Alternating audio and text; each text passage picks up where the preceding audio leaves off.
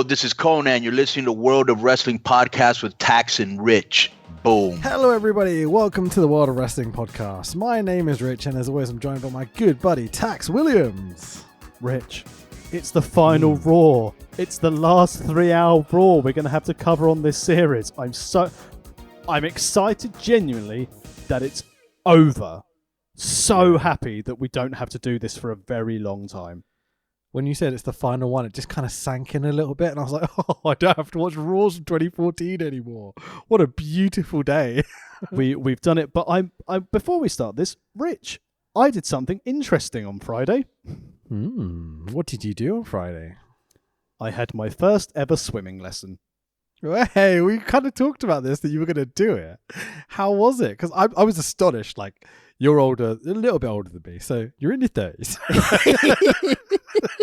And you just never had a swimming lesson, never learned to swim? No? Just kind of surpassed you? No, normally the yacht captain just took me wherever I wanted. See, I'm trying to be nice, but I want to mock you, so I'm gonna. Oh no! I've been in a foul fucking mood the last few days, so I don't want to piss off my good friends here. You know. Well, in fairness, let's get ready for a fun swimming story. Who wants story time with Tax Williams? Please go ahead. I'm gonna quickly turn my dishwasher off because it's on again. Give me 2 seconds. Then start the story again. I will. In fairness as well. While you're turning off your dishwasher, I have recently had a new dishwasher bought, and because of all the issues with people getting goods into ports, I had the option of. Sorry, funny segue, but yeah, go on.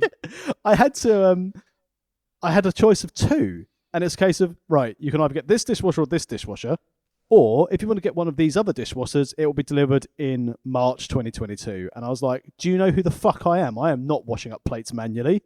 Get me whatever one I've got. Yeah, fucking A. And it arrived yesterday, so, yeah. We went years without a dishwasher. I don't know how we did it. I hate washing dishes so much. Dishwashers are like, I would kind of go without food for a few weeks to afford the dishwasher, you know what I mean? I mean, genuinely, same again, but I think it's when you then become a parent and there's so much extra shit to wash up, and also having to wash up and hear this going, Dad, Dad, Dad, Dad, Dad. Fucking hell, I'm going to drown the child. So it's better to have a dishwasher to stay out of prison. True. Tell me the swimming Speaking story. of drowning, Swimming. Yeah, speaking of drowning, well, Rich, I turned up at the place and I read the instructions before going in. So it's actually... Don't fucking drown. No, so the swimming school, they sent sort of COVID protocol sort of documentation of where to go in the building. Okay. Now, Rich... Obviously, COVID has been around for quite a long time now. So one would suggest maybe that if you're going to change COVID protocol, update it in the document you send people about to start the swimming course. But that's fine.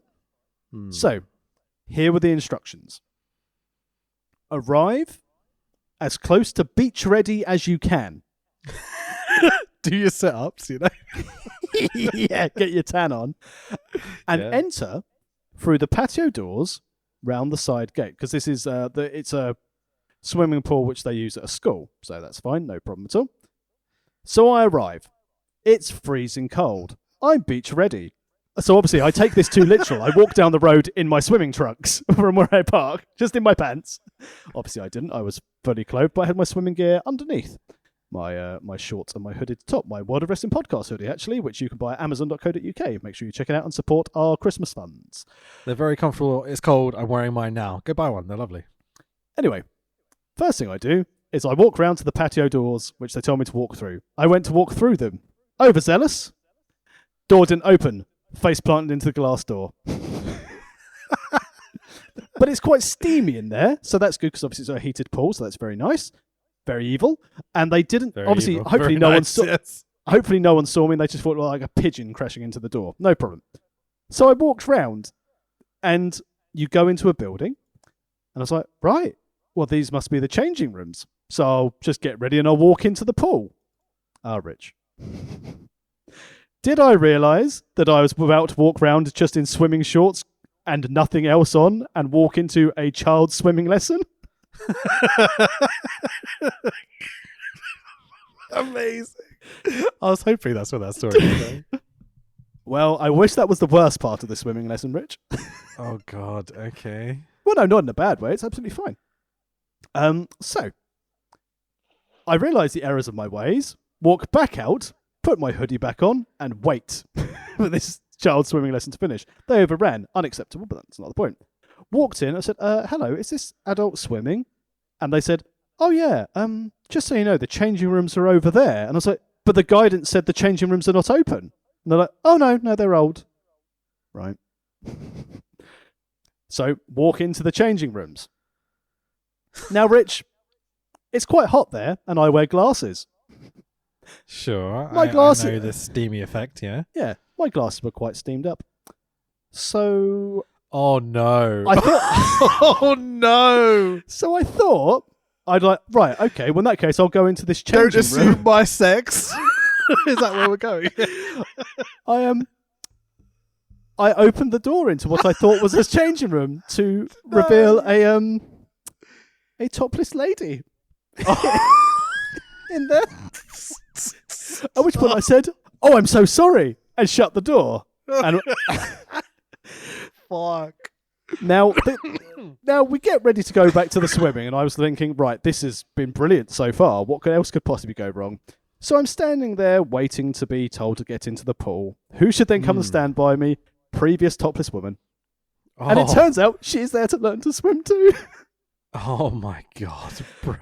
So you spent the whole lesson with this woman. And one other.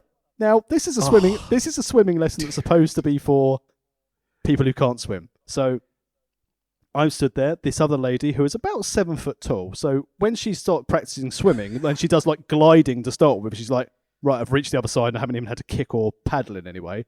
And there's another lady who rocked up and just basically said, and they're like, so we've assumed that no one can swim? And this other woman said, I can swim on my back and I've been snorkeling. Why are you here? Show up. Okay. Well, that sounds like quite the adventure, my friend. It could get worse, Rich. And it did. So, what happened? Well, no, we're in the water, and I'm doing quite well for someone who's never been swimming before. But obviously, with swimming, I think I was probably a bit nervous. You know, I'd seen another lady's boobs. That was always a nervous thing in a swimming pool. And you know, sometimes if you're doing odd exercise, your legs start to cramp up a bit. Sometimes. Sure. Well, Rich, as I was swimming in the swimming pool, I got cramp really badly in both my legs and I had to be rescued in the shallow end. Oh my God. Oh, please tell me it was the 7 foot woman that saved you. No. It was the elderly swimming instructor. But yeah, so I'm going for my second lesson on Friday. Oh my God. Dude. Oh, what a start to the pod. That was amazing. You know what wasn't amazing though? Monday Night Raw. Downhill from there. But before we get to Raw, should I do a quick SmackDown recap? Yeah, pull your mic just like an inch away from your face, by the way. Oh, sorry, I was just getting too excited about my swimming. It's all right, I realised. I was just letting you kind of get it in. Like, don't worry, it's fine. Yeah, just peeking a tad on my end. Maybe it's just my end because obviously Windows did a big update today and the audio completely all reset itself. So enjoy that, lovely listener, if the audio is shit today. So there we go. Bill Gates, the donor of our 5G. Yeah, absolutely. Yeah. I've got me. You got your 5G booster next week, don't you? In a couple of weeks' time, yeah. So, you know, I'm going to get boosted and then go swimming. So maybe it'll give me like robot legs so I don't get cramp and need to be saved. So, just to intro, finish the intro because you know kind of shit, I guess. We are doing the Go Home Raw, the WWE Raw 31st of March 2014, episode 1088. But first, what happened on SmackDown and I guess main event? No, I still refuse to cover main event because I don't acknowledge it as a real wrestling show. There was some intercontinental stuff. Nothing changed. Please carry on. This would have been Big E versus Christian. Well, good thing that pays off later in SmackDown because we see none of them. Yeah, great book in this show. These shows. It is the 28th of March 2014, taped on the 25th of March 2014 on the Sci-Fi Network, referred to as a 2-hour special. SmackDown's always 2 hours at this stage, but that's fine. With just 9 days remaining before the show of shows, the Eater of Worlds continues to pave a path of fear on the road to WrestleMania.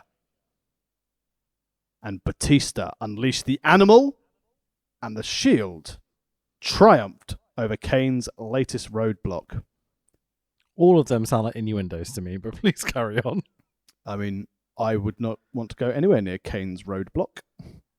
Eating worlds, whipping out your monster, going near your roadblock. Well, I don't know.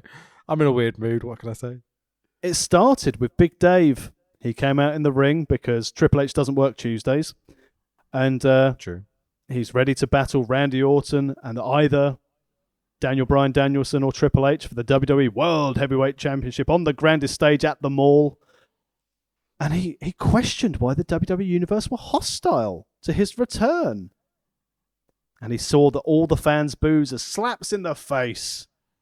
Not unlike the smack that Stephanie McMahon delivered to him on Raw. Which was the best bit of this fucking series so far. But remarkably, after making the joke about Triple H not working on Tuesdays, it's obviously WrestleMania week and Triple H has to be there. Triple H appears. No way. Triple H on SmackDown. What's this about? Yeah, and he basically, he's out there saying, what happened to the hungry animal he remembered? And then he was like, oh yeah, Stephanie's backstage. But he offered Batista's pants. But he offered Batista a chance to reclaim... Animal, not Steph. Just to clarify. He offered Batista a chance to become the hungry animal again, and he could face Sheamus on SmackDown. I mean, yeah, why not? Going to WrestleMania, that makes sense. And he said that Sheamus reminded him of an old Batista, which is ridiculous because Batista's really fucking old. Guess what? Kane's still playing shenanigans 1 week before Mania, and it's a tag match. It's Dean Ambrose and Seth Rollins, and they have to go through 2 members of 3MB, Ginger and Drew, jobbing out to the Shield before Mania 14. Dirty Deeds for the pin. Once again, Dean Ambrose not defending that US belt. Nice for that. Hey! Dirty Deeds, done dirt cheap. Sorry, go on. Hey, the Shield are winning something, and who arrives? It's the dick of Operations Kane and smartly dressed Old Age Outlaws. And it turns out that they're also then going to put Ambrose and Rollins in another tag match right then against Rybacksel. Oh, unbelievable. It's exciting stuff. Would you believe it? They won. They beat them. And Roman Reigns joined them at the end with a magnesium... I thought you said Rybacksel won for a second. I was a bit like, oh, that'd be great. Job the Shield going into Mania. Roman joined them post-match to do a magnesium wanking claw punch on Ryback. They love a bit of fisted, don't they? Hooah! Oh, and then you know what happened next? Sin Cara rolled up Damien Sandow to prove who could win the Andre Memorial Over the Top Rope Touring Cup trophy. Oh dear, nightmare. Fandango beat Goldust because Summer Days distracted him, and also that's crucial momentum for Fandango going into the Battle Royal. Triple H watched it backstage, actually, and then Shamo and Big Dave had a little fight. Yeah, Big Dave won. Nice. AJ Lee's out. AJ Lee. What, the what? yeah. She was disappointed with Vicky Guerrero. Yeah, no shit. The women's division in 2014 is fucking awful. And she shouted at Tamina for letting Brie Bella touch her up, and I was like, I would have liked to see that. Isn't there a whole TV show for that now? I think there's a whole website for that now. All right, okay. I imagine there's multiple websites for that, but you know. Would you believe it though? Tamina pushed AJ down. She'd lost her bodyguard heading into the Divas Invitational Crack Pit Kid Rockathon at Mania. That bloody Tamina, always getting in the way. I mean, not like her friend the anti-vax, Nia Jax. Allegedly. That had nothing to do with her being fired though, but please carry on. No, instead WWE were fucking arseholes because she asked for more time for her own mental health. Yeah, I think they fired her because she's shit, but that's just How me, so. dare you?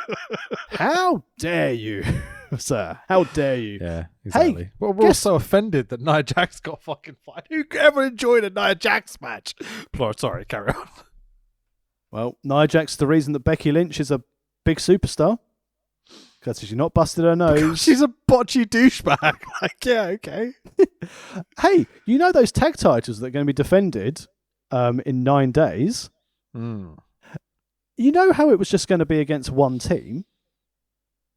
Yeah, it was Usos against someone. I don't remember who. The Rybaxel. Was it Rybaxel? That was fine, fair enough. Now, I'll be interested to see where it goes at Mania, because it was announced that we're 9 days away from the WWE Tag Team Championship Fatal 4-Way match. I noticed that was suddenly added to the card a week before WrestleMania as well. I wonder where that happened. But anyway, Jimmy Uso lost to Swagger with the Patriot Lock.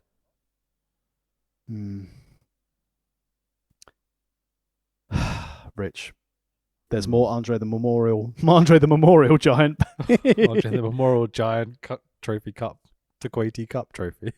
It was Miz versus Mark Henry. And would you believe? Sign me up. Yeah, fucking A. The Miz threw Mark Henry over the top rope. Oh, I thought you were going to say through a pane of glass or something, make it exciting, No, but sadly, Mizark got very angry. He came back in the ring and got him with a world strongest slam. Are we allowed to reference that segment? I don't think we are. I think we're meant to hate that segment, right? With the Mizark Henry stuff. You can't on Peacock. You probably can on YouTube. Anyway. Hey, if you know, you know, but let's move on. You know that John Cena and Bray Wyatt are doing stuff at the moment in the lead up to WrestleMania? They are doing stuff. That is a fair way of putting it, I would say. Well, it appears that Bray Wyatt's promos and unsettling actions towards John Cena are getting in the Big Show's head. And that led to Big Show versus Bray Wyatt in the main event. Sister Abigail. Eddie's dead. Let me just run down the match times. Shields match, 3 minutes 40 seconds. Oh, an epic. Shield seconds match, 5 minutes 29. Sin Cara versus Sandow. length. It's a long one for Raw and SmackDown. Sin Cara versus Sandow, 49 seconds. Fucking under a minute. What the fuck? Dango beat Goldust in 4 minutes and 9 seconds. Sheamus beat Batista by DQ in 5 minutes 14 seconds. Swagger beat Jey Uso in 1 minute 58 seconds. Mark Henry beat The Miz in 3 minutes 56 seconds. And Bray Wyatt beat The Big Show, the Giant, in the SmackDown main event in 4 minutes and 50 seconds. That sounds like an exhilarating show. That sounds very similar to this Raw show, but just with slightly varied names. Bong. Oh, sorry. Should we call it a day? Should we just go home and leave it there? Because that's the show. Good stuff. WrestleMania. Whoa. I mean, if it's I don't. Survivor Series. Should we just do this for an hour? Because I think it'd be more entertaining than talking about this episode of fucking Raw. This episode of Raw, Rich, I watched this yesterday, and sometimes I'm very fortunate in my current job where I can just pop the wrestling on the laptop and just carry on working, going through a few bits, taking notes as I go, and doing some general thought leadership about the future visions of the tax authorities around the world. This took, and hang on, I did a tally chart, let me just get my paper. I had to stop this 9 times in the 2 hours and 14 minutes of watching this. Yeah. Not just to do with work, it was fucking dire. Oh yeah, it really is. It's horrifically bad. Yeah, I messaged you being like, what a go home show, kind of sarcastically. You messaged me back being like, longest 2 hours of my life. I was so tempted to be like, yeah, longest 30 minutes of mine, because I skipped so much of this shit. I didn't really. I definitely watched it all. So we're at the Verizon Center in Washington D.C. Live on the USA Network. I watched the Sky Sports 3 version of this. Oh, interesting. Some, real crowd noise and stuff. I'm assuming you watched the edited network version. You mean the one where the fans were really into it, yet not moving their mouths like a badly dubbed movie? Yeah. So I watched a little bit of the network one because I was like, go home Raw. Surely this one's going to be good. Watched the first 10 minutes. Was like, nope. Wouldn't have found the other one. So I can do 1 point. I did a 1.2 speed at points just to kind of get it through. I didn't do 1.5 or double speed or anything crazy like that. Sounds like what Raw wanted for their ratings. But yeah, pretty much. So commentary by Jerry Lawler, JBL, Michael Cole. Boo! Then Tista. now forever. What did you say? Boo Tista. I mean, yeah, he's on the show as well. This is the Go Home Raw for WrestleMania 30. Would you believe it? I'm not convinced it was, but it was. When did Go Home shows become shit? Not sure. Not very good memory-wise, remembering specific Raws like before. I remember they were good in around the Attitude Era. Like the So Austin Rock 2014 was WrestleMania really, really 17 Go Home episode of Raw. Because again, they Great. Really finishing off Going Home with that Limp Bizkit video package to end Raw. That's how it should be. So we're what? 10 years after that? A bit less? Where are we? 30. So we're 13 years after that. Oh, wow. A bit more. Okay. I wonder at what point they did start to get bad. Don't know. 2014. They're fucking awful. No intro video. No music. No video package. Absolutely fucking nothing. We just get Michael Cole. Boo. Going, welcome everyone to the final Monday Night Raw before WrestleMania. That is the fucking introduction. I'm just like, oh no. They didn't even put extra effort into this one. At least they don't keep shilling the network, and we've noticed over the last couple of weeks they don't say $9.99. They don't keep pushing this. They do mention occasionally that WrestleMania is available on the WWE Network, but yeah. Honestly, there is a lot less it. shilling than you're not being sarcastic, I imagine, No. because there is a lot less shilling than I thought there was going to be. There is. When they first started it, they were shilling hard. I was like, every other segment was $9.99 by the network, $9.99 WrestleMania, get $9.99 by the network. It was horrific. They only mentioned it 2 or 3 times during this whole entire show. The fact they even mentioned to watch WrestleMania, contact your cable or satellite provider. This is obviously that time when they didn't really know whether the network was going to make them the money they thought or whether they were going to stay on pay-per-view. It's just kind of an experiment almost. So interesting kind of time. And, that's one of the reasons Punk left and everything. He wasn't sure about how they were going to make money, how that was going to affect his paycheck every week, especially with the big pay-per-views and such. So it's an interesting thing, but I think we don't really have the insider scoops on this really to go into it. No, but on the subject of finance, while we're here, because it's certainly much better than Raw, WWE Q3 results were very, very interesting. Did you listen to the whole investor call, or did you not let it pass your eyes? I love that you even considered that I would listen to that shit. I don't care. The fact that WWE are hedging, I mean, a big new deal with Panini to do their stickers and trading cards. That's a lot of money. Sandwiches. Very, very good. Yeah, free one with every meatball sub. They're really, really going hard on NFTs, which I think is incredible. And to be really nerdy, I spent my lunchtime yesterday in a presentation about different types of cryptocurrency and centralized bank digital currencies. And I knew China had one. Did you know the Bahamas have their own cryptocurrency from a central bank, Rich? Feels like every Tom, Dick and Harry's got their own crypto at this point. I know, but this isn't authorized by their national bank. Not like my Bitcoin, which is soaring in value. We'll be able to get our project off the ground in another 6 months if Bitcoin continues to rise in the level that it is. But I just thought, you're hedging your bets on NFTs and never have. I listen to these quarterly investor calls a lot because obviously it's my bag, it's business, I'm interested in it. But never before, they mentioned everything about streaming rights, content rights, royalties, sticker deals, NFTs, crypto. TV scheduling was the only time they actually mentioned professional wrestling, and moving to a stadium model from an arena model is the only time they mentioned wrestler events. And obviously it's a business call. But the fact that they mentioned Raw, SmackDown, and NXT maybe 2-3 times during an entire hour-long investor call, it just shows you where they're at. And the releases, again, yes, there are so many talented men and women who got released from that roster, who could have and should have been allowed to do their own thing and in prominent positions on that roster. But if you think about the 18 people that they cut in comparison to the current storylines that they have, and they've got a dire product at the moment, they're not going to miss any of them. None of them are being used. So from a business standpoint, why keep people around? That would be like working at a Pizza Hut and having like 12 delivery drivers and only 3 orders in an evening. You'd send them home. But Pizza Hut make good pizzas. And WWE makes a lot of content. Doesn't make good wrestling though, does it? Dong! Michael Cole ruins the atmosphere of Taker's entrance by creating an atmosphere of shit while talking endlessly. It's fucking abysmal.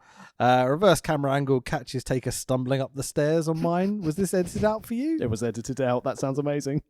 Oh, it was great. He tripped over his coat, and so he kind of shinned the top stair, and they went, oh, and they just kind of carried on. It's really funny. Also, if you hit your shins on those steel steps, it fucking hurts. Yeah, he like no-sold it like a beast, but you knew he hurt himself. Like, he did, yeah. Taker raises the house lights. It's so cool. I forget how cool it is. And then you see Taker going, more, as the lights come up, and you're like, that's so fucking awesome. His look at this stage, he's like the demonic beard that he has, his attire, he's proper dead man on the outside, biker bitch on the inside. Love it. Sure. We get a short highlight video package of the Coffin MMA Punchy Taker stuff last week, where he goes, oh no! Brock takes a bump over the coffin. Let's go! Taker cuts I got an undefeated streak at Mania in it promo. It's lovely stuff. Also, he, again, not to call out Mark Calloway for this, he was like, 21 men have come. All right, Bukake. And fallen. And I was like, no. It's more than 21. No, it's not more than 21. It's less than 21 because he's wrestled Triple H twice. He's wrestled HBK twice. Oh, fair point, yeah. Less than 21 men. Get your facts right. 21 opponents. Still wouldn't work. Going down, he did a triple threat. There's 23 or whatever. But no, you went the other route. So I appreciate that. Logic. I like it. Yeah, I mean, unless technically he's trying to put in like Albert and A-Train and Big Show in there. It's like, I'm just going to add the 2, take the 1. Quick maths. A Taker says, what you going to do, Brock? I'm like, that's not your gimmick. And then Taker chats about a swimming pool or something. Kind of lost track. I mean, I drowned in one of those. Yeah, he talks about fair point. I wonder if he saw any boobies. Anyway, there's a joke about tigers in the pool here, but like I just didn't care enough to make it. It's a duck on the pond reference. Chaos Tigers. Blah blah blah. It's great. I've got to know. Basically, as great of a character as Gimmick the Taker is, he's a pretty shitty promo. I've always thought this. Yeah, his best promo work came when he was Booger Red. Oh, that's kind of like beat poetry. It's really weird, isn't it? Yeah. So that's easily his best character. And the Big Show got me a snake, and I took that snake and I shoved it in his bum, and we went for driving in our bikey wikeys. And you're like, what the fuck? And I took the chain off his push bike and let down his tires, and I made him walk through the desert and carry me and the snake. Oh, it's just amazing promo work. It's awful. He says, there's 3 things you can't escape: death, taxes, and the streak. My immediately thought was, I bet I could escape you. just run really fast. And I bet I could escape taxes. But your taxes, get it? Because your name's Tax. It's good. It's a gimmick. It's a gimmick. It's been a weird week. Here comes Bork Lazenby. I'm trying to think of silly names for Brock because it's fun. Heyman cuts a promo. Disrespect to Taker. Also, the crowd are like, CM Punk, because it's 2014. And Punk isn't here. Brock heads to the back, then stops, then turns, and slowly heads to the ring. And I'm like, that was really cool. I really liked that little turn he did at the top of the ramp. He was like, I'm going to the back. Actually, maybe I'll go fight Undertaker. He did a Columbo. Paul Heyman was like, do a Columbo. And he turned around and went, wait a minute. One last thing. Brock heads down to the ringside. Undertaker whips off his sexy goth Camden jacket. It looks fucking awesome. But Brock stalls to the point, and like he's like, oh, he's gonna point at this purple WrestleMania sign. Like, oh, video packages, am I right? And then it's like, oh no, Brock's not gonna fight. Oh, he is gonna fight. Oh, he's not gonna fight. Oh, he is gonna fight. Yes, no. Yes, no. Yes, no. It's just Zodiac in it, It's good stuff. And then, but you should never go full Ed Leslie. So Brock circles the ring. Cole goes. There's lots of people that deep down think that Lesnar is a coward, and I'm like, way to ruin the mood, you fuckface. Also, no one thinks Brock Lesnar is a coward. No, literally no one. He's Brock fucking Lesnar. Lock Bresner. That's quite fun. Spoonerism's good. Oh, Cole's the fucking shits, man. I hate him so much. Oh, Coco Mole. Yeah, even if it is Vince talking through Cole, it's still just like, just gross that. Don't say it. Like, lose your job for the good of the business, Michael. It's worth it. Why didn't he win the 24/7 title? Saxon and Graves did it. Did they both win it this weekend? They did, yes. I saw that Graves won it, and I kind of had a little sigh, and I kind of closed Twitter. Well, he was a former NXT Tag Team Champion, so add that to the roster. Brilliant. Heyman with the distraction. Brock jumps in the ring, gets the better of Taker, and drops Taker with an F5. It's very beautifully done, this little bit. Yeah, and also well played, because we know how WWE booking works. If you get the advantage of the go home show before a pay-per-view, you know you're not going over at the pay-per-view. So obviously it met at this stage all the correct booking decisions. Undertaker's going over at Mania. Brock looks strong going on the go-home show. And off we go. We're off to the races. We are 6 days away from Brock versus Taker at the grandest stage at the mall. We get a beautiful visualization of beat Taker down on the floor. Not beat Poetry Taker, but Taker who's been beat. I should clarify that. Brock stares him down and from the outside and shakes the ropes, does a purple-headed scream. And I'm like, oh, it's great. It's lovely stuff. So, I mean, apart from commentary being awful and trying to fuck up the atmosphere and not just shutting the fuck up like they should during this segment, this is maybe the best segment we've had in this entire build. I mean, the Brock Taker build has been the best. It really has. I would say the Shield Wyatt stuff was better when it happened, but they haven't followed through with it. So this is all we're left with that I really care about. And so to see it actually finally get some build, I know it's a week away and it's maybe the only thing on this show worth a damn. But it's really well done, I thought. Yeah, well done for the booking. And this was the time as well where Heyman wasn't doing generic my client. I like the fact when he came out, it was like, I mean, disrespect. My client means to disrespect you, but I personally mean no disrespect to you, sir. Yeah, sure. I love the way he says disrespect. I don't know, something about it. His enunciation's beautiful. Everyone get excited. It's a non-title match of the Intercontinental Champion Big E versus Bertie of the River. Now, we covered this on last week's pod, which you can go and listen to at worldofwrestlingpodcast.com, when we did our SmackDown highlights from the 21st of March. And shockingly, Bertie River beat Big E in a non-title match. So imagine my surprise when I saw that this was Bertie River against Big E, the reigning, defending Intercontinental Champion, in a non-title match. So you've beaten the champion, but you don't get a title match because you're prepping yourself for the Andre Battle Royal. The logic is insane, isn't it? It's ridiculous. This belt isn't even being defended at WrestleMania, and they're just doing this. They've like Bertie's already beaten Big E, the champ, and we're going on to Raw, and what happens? He beats him clean again. This time they don't even have the fucking ring post bullshit. You know what I mean? They had a throwback to the ring post earlier in the match, and this match went just over 10 minutes. And in fairness, not a bad opening match. But the problem is, because there is so much flawed logic in why these two are feuding, if I was Del Rio, I wouldn't be like, yeah, I want to face this guy again who I've already beaten so I can warm up for a 30-man battle royal. No, I should be banging on Booker's door going, as in a Booker, not Booker T, door, saying, I beat the champion. I'm not having another non-title match. I should be having a title match. It's fucking ridiculous. Yeah, like seeing this as non-title, like it kind of felt like you knew what was going to happen, but I was like, there's no way Big E doesn't win here. Like Big E has to win this, right?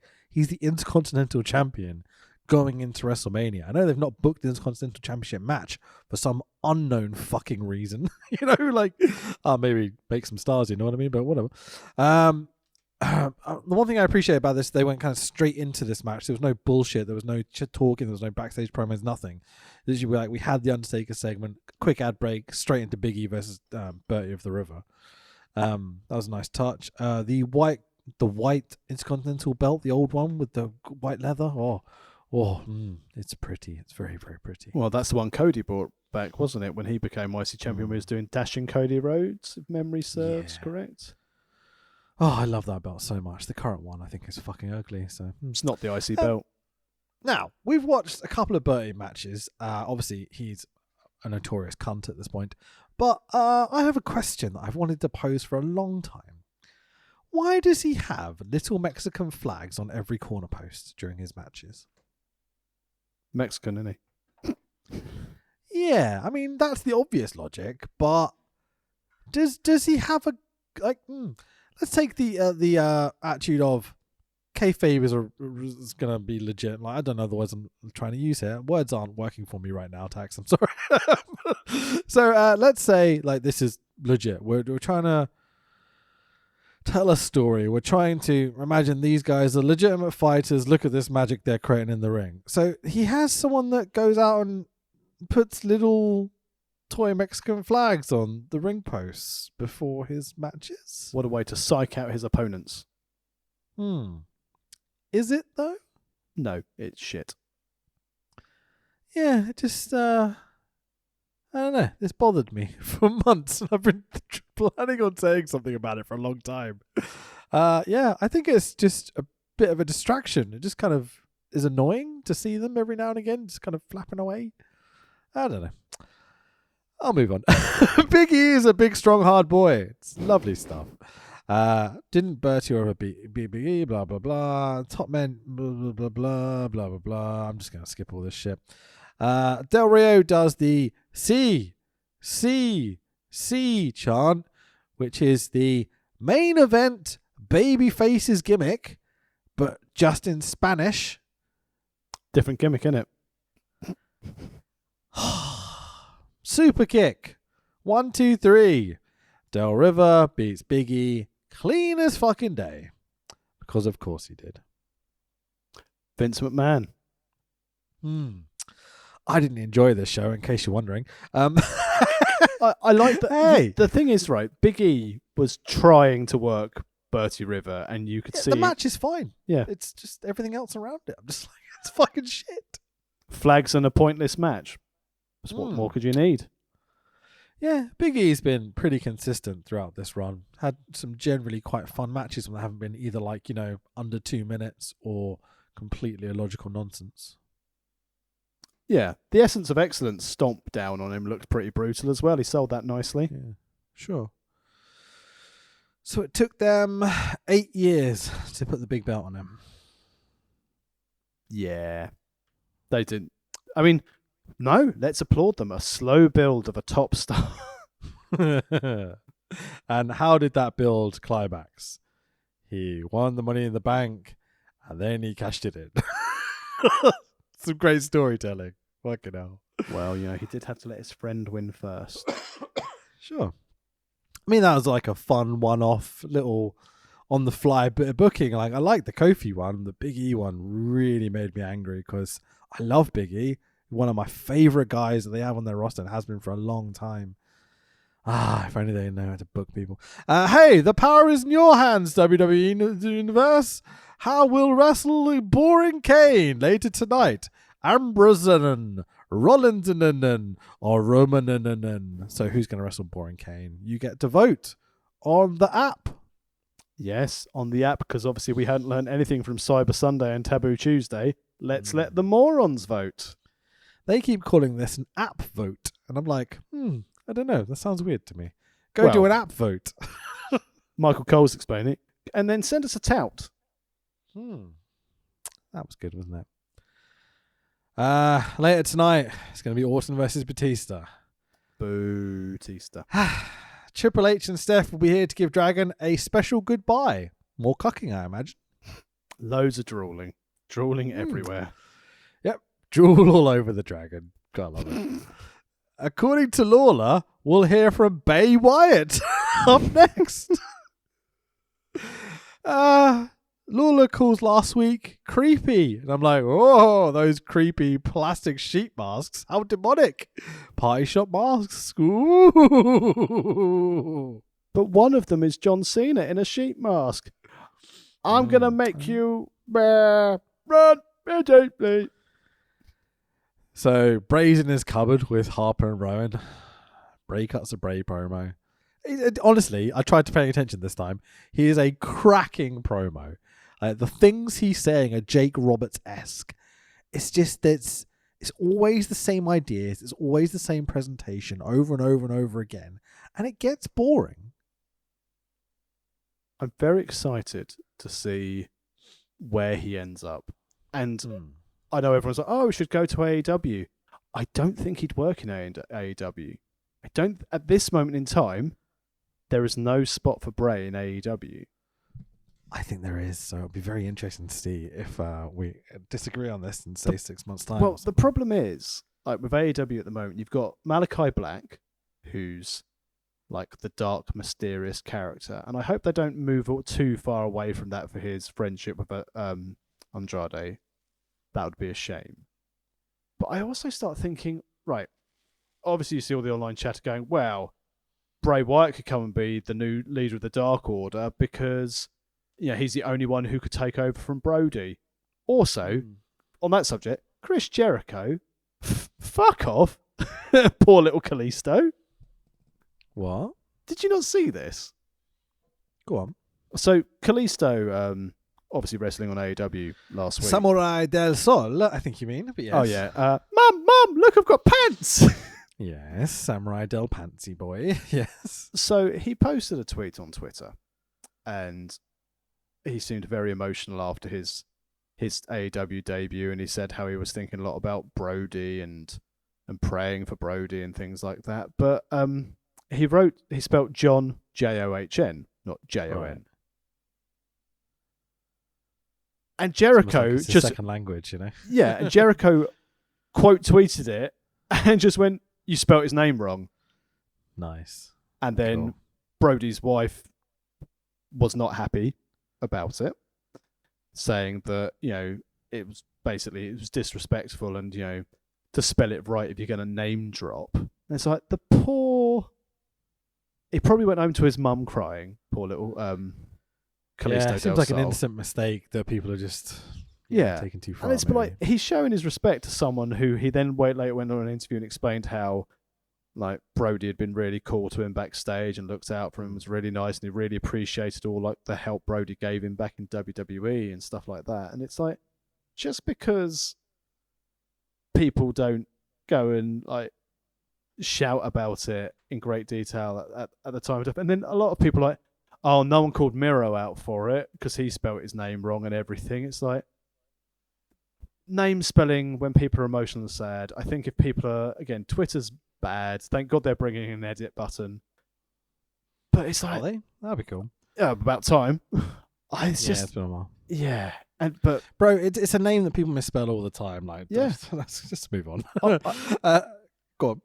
No, I was just going to finish off with saying I'm pretty sure John isn't even a name in the isn't it Juan? No, that's Juan. But I mean, but what that's what I'm saying. I don't fucking know. Let's move on. Who cares? Cole goes, if you're John Cena, how do you deal with that? And I'm like, I don't know. Don't go in the cupboard. Like, yeah, that's next door to the Shield's corridor where they film their promos. Cole goes on to tell us there's a Divas something coming up next, and King does a slapping motion. Like, come on, to your last marriage? Come on, this is all Total Divas, mate. The slap heard around the E Network. Go on then, tell us about this Divas bullshit. Well, on Total Divas, Summer Rae is a new cast member on Series 2 of Total Divas. And said her name wrong. All right, Jericho. It's Summer Bay. Anyway, Summer Days was at Dave Terrence. Summer Rae was at Natty's house, and Natty was like, I don't know why you're here. You're so disrespectful. You don't respect the business. None of the fans like you. You don't get a reaction. You dress like a whore. And Summer Rae did a Wish version of Stephanie's slap to Natty. Natty then pulled her hair and shoved her and said, "Get off my property!" And that's why we have a match. So next up after that amazing bit of storytelling. It was so good. Look at the storytelling. Well, fucking hell! Why Big E and Del Rio? At least Natty and Summer Rae have a reason to have a match. She slapped her in her garden. Yeah. I don't know. I'm just not into it. Natalia versus Summoning Bay. Every time I hear that at the beginning of Natty's music, I pop and I go, bread! And then I hear Natty's music and I'm like, oh. All I'm picturing now when you shout that is you're actually the kid in that old Brett vignette when he shouts that, going, bread! And he comes back and gives the kid the glasses. Absolutely. I like Natty, but, it's Brett. This is not Brett. What a match. What? This match. Yeah. Fuck off. Vicky Guerrero is on commentary. There's a finish. Do we want to discuss what happens? Because, do you want to go over the finish? Have you got it? She got slapped, but it threw off her game. Summer Rae got a stiff kick to the head, and she beat the Dungeon Diva. Stiff kick? She tapped her in the head while she was on her back, right? Gently taps Natty on the head. Natty lays down. Vicious kick. 1, 2, 3. Summoning Slayer wins. And I'm like, what just happened? The right woman won. What was that, 20 seconds? Oh, hang on. Good shout. Let me go down my notes. That match was 2 minutes and 21 seconds long. Remarkably, yeah, including entrances, maybe. No fucking way was that 2 minutes something. 2 minutes 21, bell to bell. The shortest match, unsurprisingly, on today's card. Can we, I don't know, talk about miniatures or something? Talk about what? Minis. Oh, thank God, because I just thought how it came through there. I said, can we talk about minges for a bit? And I was like, I didn't see that at the swimming pool, maybe on Friday. Speaking of minges, Triple H is here. And Steph. They were walking backstage looking very happy. Quick blowy in the back. A shit Eminem song is a theme song for WrestleMania. Great. Here comes Steph and Triple H and their matching power suits. Nice. Good shit. Triple H absolutely buries Fandango on the mic. Fuck. Destroyed him. This was great. It's like, so you guys all latch on something. What was that thing you were doing this last year? No. Who was that guy? Who was that guy that did that thing? He's on your roster, dickhead. In fairness, though, he brought it back. Like Stephanie said, oh, it's Fandango. And Triple H was like, no, his name's Fandango. And you got bored of him, which is a shame because he's a talented kid. And Fandango's backstage going, oh, fuck. Yeah, I am talented. Can you book me like I'm talented, please? Look at what I've done with this shitty gimmick you've given me for a year. And whilst he's backstage being really upset, Summer Rae comes and dances past him going, "Hey, Johnny Curtis, you ready to go out there, have a good time?" Oh, fuck my life. We've got a match later tonight. How are we booked? Don't worry about it. The fans go, CM Punk, because it's 2014. Steph gets the WWE sheep to chant, yes, and they comply with her because they're fucking sheep. Steph tells us that Daniel Bryan will not be here tonight, and I'm like, he fucking better be. Can't handle another week without the one person I give a shit about in these storylines. And the main reason we're covering this series, Enter the Dragon. Exactly. So Triple H cuts a promo, putting himself over. He has a little smoochy smooch with Steph. Yeah, I mean, yeah, why not? And the chants of the crowd are boring. A brilliant, like absolutely brilliant video package airs here, which is basically WWE fans are suckers. The video package buries Daniel Bryan, Booker T, Scott Steiner, Rob Van Dam, Jeff Hardy, Goldberg, Mick Foley, Chris Jericho, and Kurt Angle. And I'm like, let's go. If you're going to go in and bury people, you may as well go the full hog and bury every babyface in the last 10 years. What's brilliant is they were like, who's not with the company and who's wrestling in TNA? This buries them all. The whole thing is that they're all shit, and in the end, there's only one Triple H because Triple H has beaten all these people. That's the gimmick of the video package. But it's literally going, you know, some people have charisma, some people have wrestling moves, but they're all shit compared to Triple H. And you're like, no way did they do this. And the two things I took out of this was, one, he believes everything that's in this video package. 100%. And two, just seeing like the picture of poor Scott Steiner dead on the floor not selling were really funny.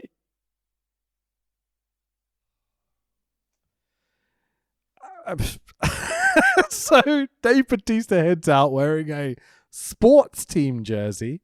He's wearing a Georgetown basketball jersey. Georgetown are based in DC.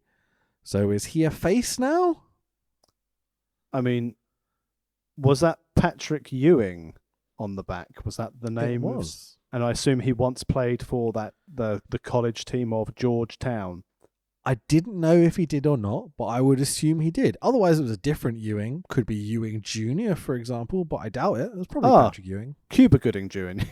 Cuba Ewing Gooding? That's hard to say. Dave and Triple H throw barbs at each other. There's a couple of good one-liners here. Yeah. Do you want to go over any of this? Or? I mean, I enjoy Triple H saying, you know, I'm surprised you had time to go out and buy some new sunglasses after last week. That was a nice one for me. Randy heads out too. They all do some talky, blah. Randy Orton is tedious, man. It just gives zero shits. I really like Randy Orton in 2021. He's very funny. There's a video of him when Raw cuts to adverts, and he's got a scooter, and he's walking around ringside going, "I've got a fucking scooter!" It's really funny. But in 2014, Jesus Christ, this Randy Orton is... he's bad. Triple H does some existential chatting shit about Randy being a Viper, and no, I mean the Viper. And you're like, those are the exact words you said 2 seconds ago, douchebag. What do you mean? He's the Viper. No. I mean the Viper. Okay. It fell. This is the thing, right? The Triple H and Stephanie promo was all right. The video package was brilliant. And then as soon as others get involved, it turns to shit. And a lot of it, I think, is because they go to Triple H as they're his mates. They're like, oh, let's just not have a script. Let's go and riff it out there. And Triple H is like, really? Okay. I feel that everyone was kind of like hitting bullet points tonight, apart from Orton. I always feel like Orton's just reading a script. That just could be because he hasn't got it down yet, or something. But I don't know, man. It's very difficult. But we finally get to the point of this whole segment is to put Triple H over, obviously, because Triple H going to WrestleMania, of course. And Orton versus Batista tonight will be a no DQ match. So the idea is that Triple H is having them beat the crap out of each other. So when he makes it to the main event, he has more of a chance of winning the belt. Logic. I like it. Just took a long time to get there. Yeah, going around all the roundabouts to get there was just like, oh, at least we had a funny video package that buried every baby face, but and suddenly we're like, my interest is piqued. We're going to have a Piper's Pit tonight. And I'm like, what? Roddy Piper on Raw? Yes, please. Yeah, why didn't they advertise this sooner? Oh. Yeah, you would have thought they'd mention it. All becomes apparent in about an hour's time. Oh, yeah, it's fucking awful, isn't it? So, get excited, everyone. It's a non-title 8-man tag team match of Team White Guys, Curtis Axel, Ryback, and the Real Americans of Cesaro and Jack Swagger with casual racist Seb Coulter versus Team Racial Stereotypes of Los Matadores with Diego and Fernando, and with the WWE Tag Team Champions, the Usos of Jimmy and Jay Uso, who were accompanied by what Jerry Lawler refers to as a monkey. Like, I don't think you could say that. No, who gave him by his proper name, Torito. No, can't say that. Excuse me. Fucking hell, Jerry Lawler is a racist piece of shit in this match, isn't he? I mean, do you expect anything less? Yeah, fair point. To start with, the fans literally could not care less. Cesaro gets a little mumble of cheers when he gets in the ring every time because we all love Cesaro. He's fucking amazing. Yeah, as you sent me a message like they had Walter and Cesaro and it's not anywhere to be seen. That's a main event on any fucking card. You need no story with those two. Like, you know how people sometimes complain, like ours, for example, there's very little build to wrestling matches and shit. But then AEW will, for example, do Minoru Suzuki versus Bryan Danielson, and we're just like, greatest thing in the world. Sometimes you don't need a story. Sometimes you just need to take two great wrestlers and go, go on then. Just show us what you can do. Like, it can work, right? I think wrestling can be varied. And it doesn't have to be one way or the other. If you're going to do Cesaro versus Walter, do it on at least NXT or something. You know what I mean? Like, stick it on a pay-per-view. Just on the mid-card somewhere. Just for fun. The fact that BT Sport show NXT UK and this would have been the best match they would have had since Dragunov and Walter would have been a great thing for them to have. Yeah. You just look at those two standing across the room from each other and you're like, that is a dream match. But also, Bron Breakker was on that tour, so good for him. Was our boy? No. He needs to experience, man. He needs to come to a UK venue just so I can go and shout things at him. Wear purple and stars, you prick. I'll bring a cape for him and throw it at him and be like, there you go. I'll just read, like, we'll take like scrolls from the Genius's poetry and we'll try to take a giant scroll. As the match is going on, we'll just run through the scroll and shout the words, That'd be incredible. But this is the thing, right? So again, on the investor call, they mentioned we've got these pay-per-views and we've got one international event. So obviously they've announced all the Crown Jewel stuff and a to-be-announced international event. And we know it's not SummerSlam because why would you want to make money? And I think it's just going to be Insurrection. I mean, that would be a shame.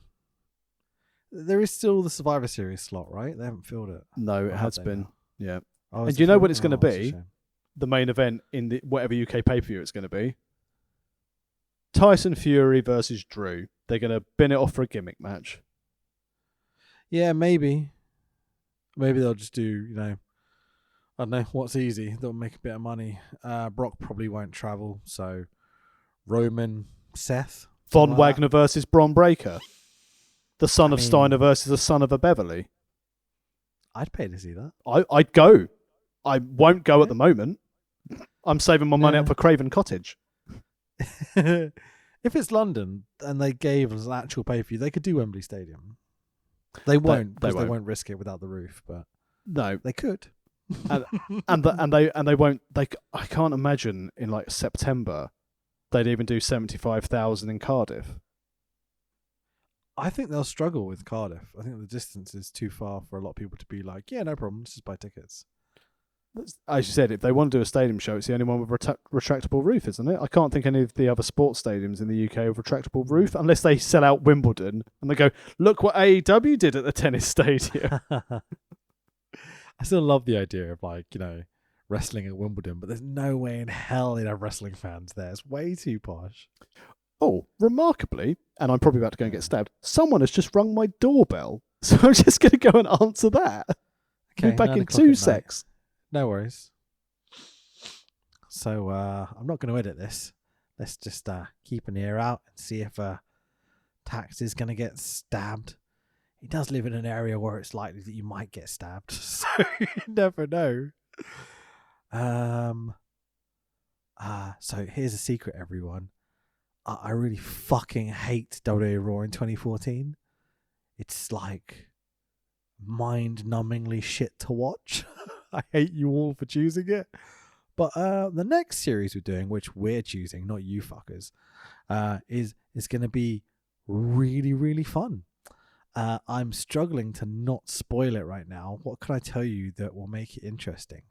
Okay, I'll give you around the years. It's going to be after 1995, but before the year 2000. There you go. It's going to be WWE, WWF. So, I mean, that'll give you a lovely insight. It's been done many times, but one of the things about this series that I've never seen or really kind of been through myself is all the stuff that leads into the big moment that we're going to be basing the next series around. So I'm very excited about the next series. Yeah, I'm trying to not spoil it, but describe it. It's very interesting. You didn't get stabbed then? No, I think the batteries in my remote doorbell are going because the security lights aren't on out there. So I think I've just been duped by a faulty battery. Fair play. Or they've broken in the back of the house and I'm fucked. Well, I'll keep the podcast recording just in case, It could be good content. Well, in fairness, with the headphones on, I won't hear the massacre of my family, and hopefully they'll take the TV, I'll take the TV so I can claim on the insurance, and yeah, that'll be all right. Yeah, sure. The fans go ooh, and the Usos go oos. So you get oos. Oh, funnily enough. And that's kind of about it. As the match goes on, the fans chant "We the People" for the heel team of Cesaro and Swagger. Dives in that. Lawler calls Torito a monkey. Hot tag Usos. Los Matadores stop the giant swing and get booed because, faces and heels. Who knows? The Matadores are meant to be faces, by the way, and they get booed because they stop the giant swing. They then fall on their heads on the outside. It's very funny. I like the Matadors falling on their own heads. That was good. Careless Matadors. Tito Santana would not have allowed this. Yeah, flying burritos all day. If they'd done the flying burritos and someone had called it on commentary, at least I maybe would have laughed a little bit at the inappropriate racism. Give them the belts.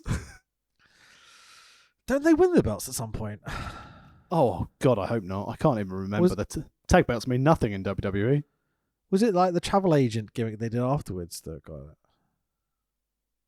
I don't know. Slightly different people, but it was because that was when Primo and Epico were selling Primo and Epico were selling timeshares, weren't they? Yeah, I think it lasted a whole of about a month. Whatever. At least Emelina lasted longer. Sure.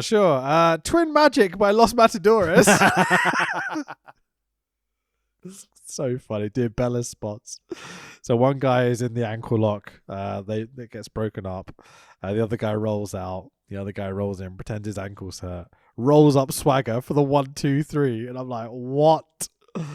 Team racial stereotyping the monkey win the match. Am I allowed to say that? Can I do that, Joey? I think you can do that, Joey. I'm mocking Lawler for saying it. I'm not a big racist as much as this podcast may occasionally seem like we are. It's all satirical. I mean, tag division, right? It's dog shit. But then in fairness, it's dog shit 7 years later. Sure. Fandango and Summer J do dancing with their cool pyro prop thing. I can't believe that I'm still carting this giant pyro prop thing to every episode of Raw.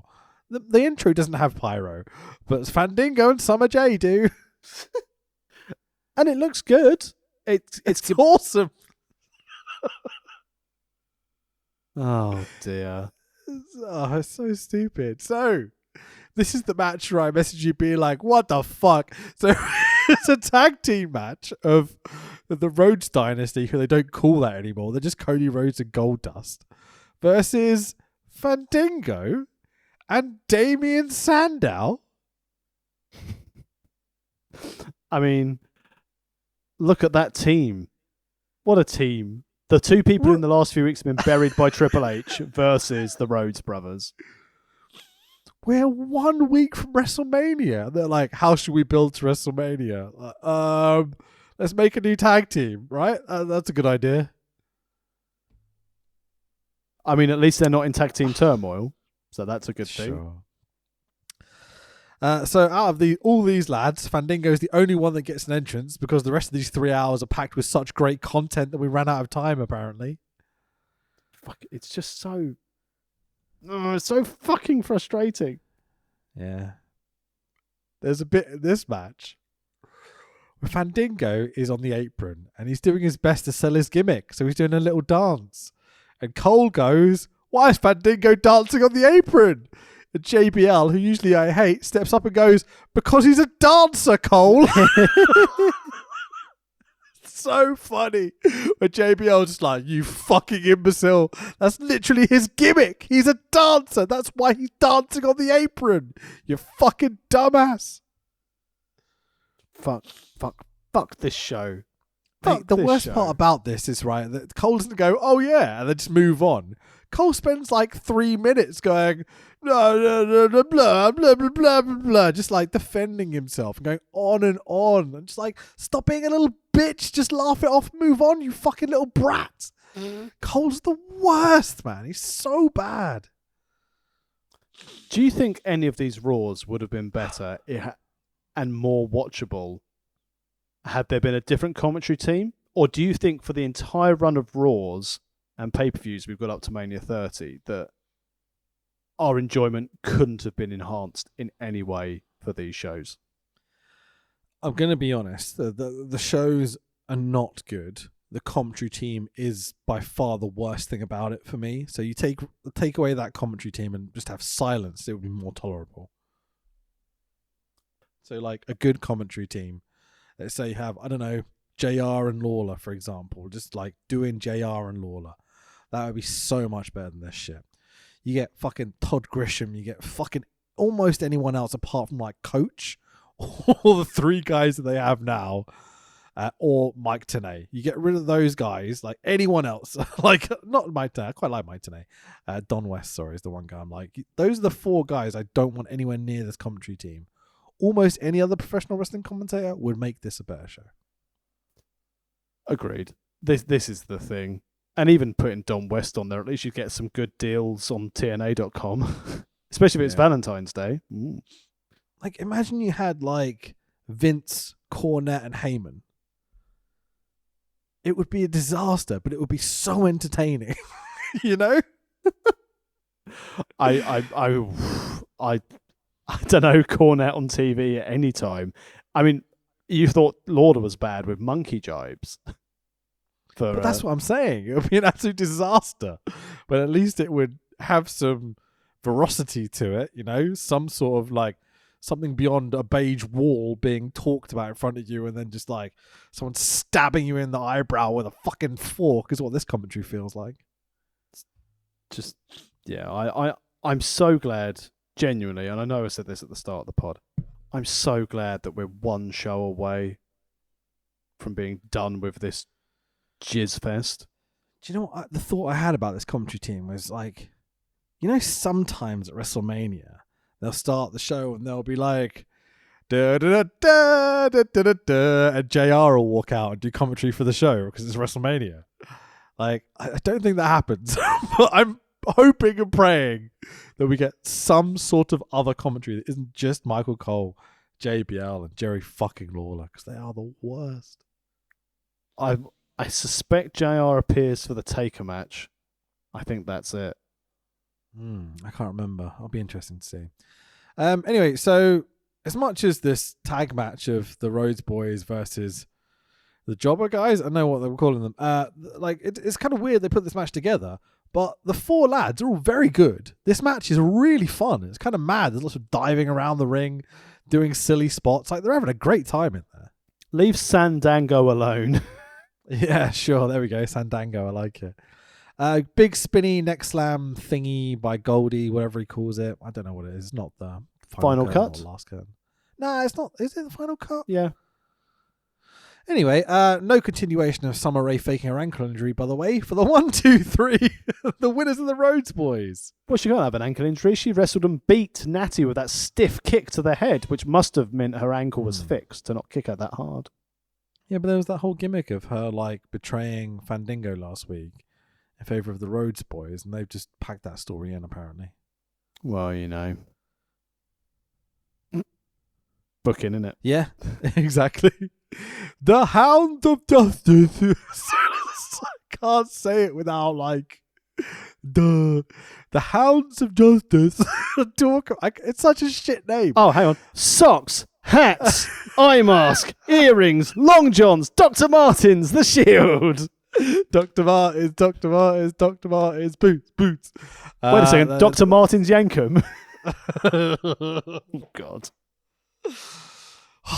The Hounds of Justice. Satomura, Hakushi, Isla Dawn, Emelina, Lana, Danhausen, the Shield. Talk about the assault by Boring Kane and his boring henchmen. Up next. I'm like, oh God. We're back, and Cole is chatting away to Lawler while JBL is apparently doing a little doodle or something, because Vince obviously shouts in his headset and JBL goes, oh shit, we're on TV. It's fucking pants. Was this cut for you, or did you get to see JBL's reaction to be like, oh fuck, we're on TV?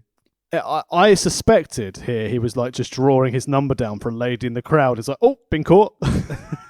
Just drawing Michael Cole with a giant knob coming out of his head. Just walked into the changing rooms. That's the facial expression you give. We get a recap of the Hounds of Justice getting beat up by Boring Kane and the 2014 Job Squad. Mox sticking his tongue out selling during this is absolute bants. It's like Marx Brothers kind of yucca, I'm selling. I don't know, it stood out to me. Shield versus Boring Kane and the Borage Age Outlaws. Vote. Who will the Shield wrestle tonight? Or which one of the Shield will wrestle Kane tonight, I should say. Vote. App vote. Vote. Get the app. Do the voting. Shield backstage in their little cupboard are talking to the camera while they kind of hold it. They talk about the disrespect of their fisting. Believe in that. Believe in fisting. Roman Reigns is a believer. Washington, D.C. I don't like Washington. We're here. Go home show for WrestleMania. Bray Wyatt, probably one of the best kind of up-and-comers they've got. Who is Bray wrestling to get us hyped for this match versus Cena, Tax? He's not a member of 1, not 2. He's a member of 3 Live Crew. Did you hear that loud bang? Yes. Are you okay? I'm fine. I didn't just get shot. That was a balloon from Halloween that just popped. For a moment, I thought I'd been shot, but no, we're fine. All right. No, it's not America. I'm okay. Mrs. Richard had enough and shot you. Ooh, so yeah, 3 Live Crew. There's a reference. It's No Truth. Sorry, No Truth. Wow. No Entrance, R-Truth with Xavier Woods. Why have they been put together? They both love to dance. That's that's Fandango and Summer Rae. No, what else is it? Yes. They both have nice hair. No, that can't be it. I'll have a think about what it could possibly be. Yeah, why are these two put together? They don't seem to have any other thing to. Oh, they were both in TNA. Vince McMahon, TNA racist. Oh my god, these are both from. He's not TNA racist. He's just racist. Versus Bray Wyatt with Eric Rowan and Luke Harper. Truth gets way too much shit in for my liking during this match. He's a former TNA Gauntlet for the Gold Championship winner holder runner. He did indeed win the Battle Royal for the gold. He did not, though. The Gauntlet for the Battle Royal. He did Gold not. Rumble. It was Kenny Shamrock, wasn't it? Of course he did. I'm just deliberately getting the name wrong. Like they did in that first episode of TNA. It was really funny. Hey, yo. Is that later? Yeah, that is later, isn't it? I like him. We'll talk about him later. Truth gets way too much shit in. Bray has Truth down and is delivering multiple elbows to the back of the head. And I'm like, oh, this is going to be a great finish to make Bray look strong. Nope. The match continues. And R-Truth just gets up. And then they continue and Bray does some spooky stuff. And Michael Cole says, Sister Abigail, while he does the swingy thing, which isn't that called Sister Abigail's Kiss? Isn't that the deal? It was at the time called Sister Abigail. That's it. Michael Cole annoyed me in this by trying to throw in, so referring to Bray Wyatt as the cult leader, the eater of worlds, and also the man of 1,000 truths. Dean Malenko was fucking livid. I like that. Oh my god, what's her name? Woman of 1,000 holes in AEW. Serena Deeb. She's fucking awesome, dude. Her match with Shida have been those two matches back to back have been incredible.